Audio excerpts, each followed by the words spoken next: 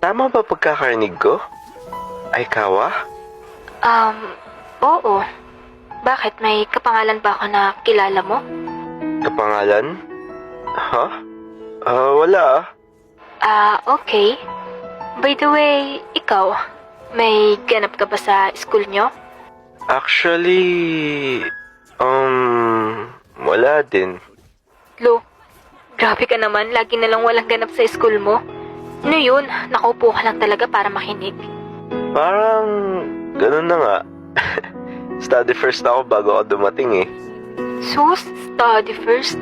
Nung dumating ako sa'yo, puro ka laro. Bakit? Hindi ba pwede nag-aaral habang naglalaro?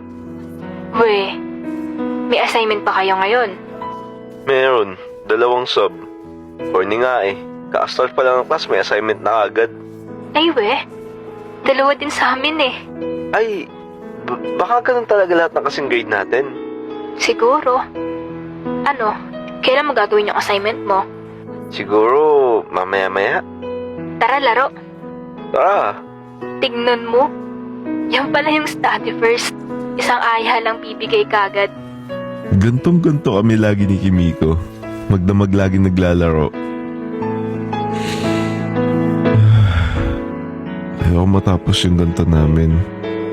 Parang kung panaginip to, ayaw ko na magising. Ang hirap lang kasi ngayon, hindi ko alam paano ako sasabihin sa kanya na ako yung binubuli niya. Pumasok na naman ako sa school at hindi namin natapos yung assignment. Paano ba naman? Wala kami laro magdamag. Actually, 5 hours nga lang tulog ko eh.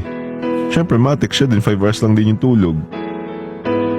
Aikawa, are you sleeping in my class? Ha? Ano po yun, sir? Go outside and stand there. Para naman magising-gising ka kahit papano. Pinalabas si Kimiko nun dahil natutulog ba naman sa klase ni sir. Buti pa ako, hindi ako antok. Sanay na kasi ako sa pagpupuyat eh. Hindi ako inaantok nun, pero nung nakita ko si Miko nakatayo sa labas mag-isa, nagpanggap na lang din ako nagtutulog-tulugan. Kasuga, are you also sleeping in my class?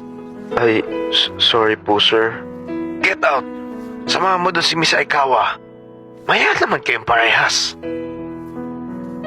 Oh, ba't nandito ka din sa labas? Nakatulog din ako eh. Ba't, puyat ka din ba kagabi? Oo eh. May event kasi sa laro ko kagabi kaya need ko bantayan. Event? Bakit naglalaro ka din ba ng Fortnite? Oo. Bakit? Naglalaro ka din nun?